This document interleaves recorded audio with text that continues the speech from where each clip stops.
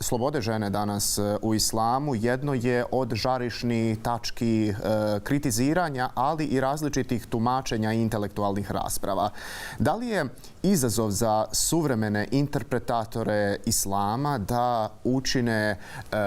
islamsku praksu i islamsko življenje podjednako prihvatljivim i za žene i za muškarce, i da li se muslimani trebaju odnositi prema ženama na jedan način koji će ih ipak staviti na mjesto koje im je i Bog dao u Kur'anu? U svakom slučaju, dakle, to jeste izazov. Pitanje je samo kako će ljudi koji interpretiraju islam, ako ga interpretiraju, i to moram staviti sad pod znak navoda, jer još uvijek muslimani pretežito žive, mislim sad i na intelektualne elite njihove, šta god to bilo, i na religijske elite u muslimanskom svijetu. Dakle, moram reći da pretežito i muslimanski svijet i te njihove elite prilično prebivaju u prevlasti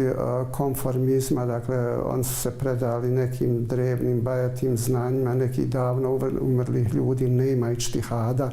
tog, dakle, svakodnevnog adžornamenta, tog neprestanog intelektualnog pregnuća i bdijenja na tekstovima primarnih izvora vjere. A samo ta vrsta pregnuća donosi plodove novih, svježih spoznaja, čak i u obredima našim, kako bi pečatni poslanik islama imao običaj reći, kad je rekao kad obrede vršite, vršite ih kao da su spoznajni procesi, a ne puki obredi koje eto, iz čiste uhodane prakse i neke neotriježene navike radite. Dakle, pod uvjetom da se interpretacija islama događa, u tom slučaju zaista je to veliki izazov za interpretatore islama, gdje god oni živjeli, gdje god radili, djelovali, da vrate ženi muslimanki ili ženi uopće, ako hoćete, možemo govoriti, ono mjesto koje je njoj islam primarno dao. Jer doista imamo nevjerovatne primjere žena u islamu, u ovom slučaju ako o tome, o sadržinskom okviru govorimo,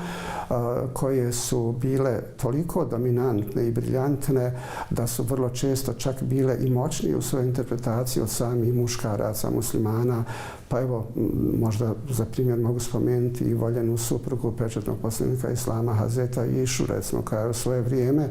koliko god bila mlađa od ostalih svojih žena i od mnogih svojih drugih i muških i ženskih, da kažem, savremenika, tako je poznavala kanonsko pravo da joj niko nije mogao se ni primaći, što bi rekao naš narod. I sam pečatni poslanik islama u nekim trenucima imao potrebu da joj dopusti da ona elaborira neke stvari u vezi sa kanonskim pravom islama, da joj je znao reći: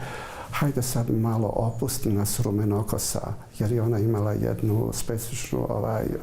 crvenkastu boju kose i on je od milja znao tako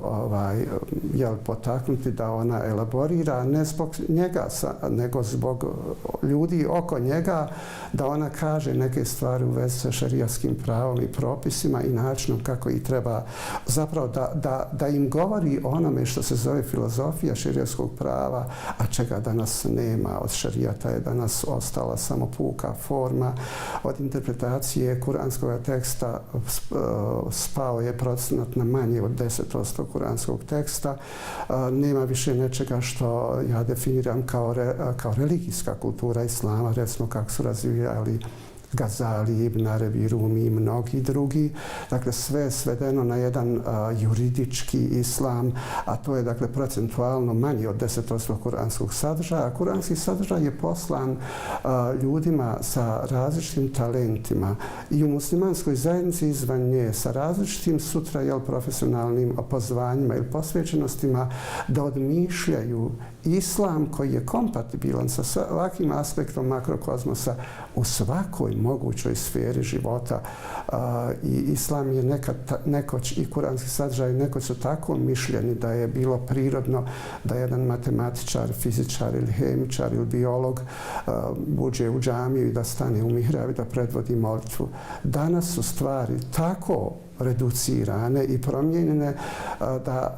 da ja mislim da bi mnogi predstavnici religijske hijerarhije i u nas i u svijetu, kad bi se tako nešto desilo, da bi to tumačili kao neku vrstu blasfemije, misleći kako postoje samo izabrani i odabrani koji mogu interpretirati islam. Kad kažem da je izazov činjenica da treba reinterpretirati stanje žene kao takve i stanje žene muslimanke, ako moram reći u islamu, još preciznije govoreći, to doista jeste izazov, ali ono što je condicio sine qua non prije toga je da razvijemo zaista, da odnjegujemo istinske interpretatore islama koji će u svakom aspektu kuranskog teksta biti relevantni i dati onu vrstu mišljenja i onu vrstu spoznajne i znanstvene kulture koja će svakom čovjeku u ljudskom društvu, pa zvalo se one muslimansko ili nekako drugo, dati njegovo pravo i vratiti mu njegovo pravo, ono što poslanik alejhi selam vrlo često insistira, jel, poznat je njegov pravorijek kad kaže svakoj stvari i svakom stvorenju podajte njegovo pravo, ne trgajte ga iz njegove ontološke postelje u koju ga je Bog smjestio, jer to stvorenje se tu u toj postelji osjeća kod kuće. Međutim, događa se da neki popravljači svijeta, čak i unutar religijskih hijerarhija, ne mire se baš sa takvim poretkom stvari koje je Bog napravio, pa misle kako mogu napraviti daleko bolji i onda tu stradava sve od reda. Od istine, od znanosti, od etike, od vrijednosti, na kraju sama žena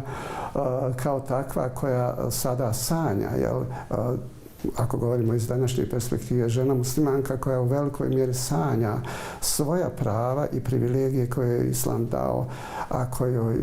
koje su joj oduzeli neki muslimani koji misle da na relevantan i puno važan način tumače islam, a zapravo ga iznevjeravaju vrlo temeljito. Profesore, nastavit ćemo razgovor. Idemo na kratku pauzu.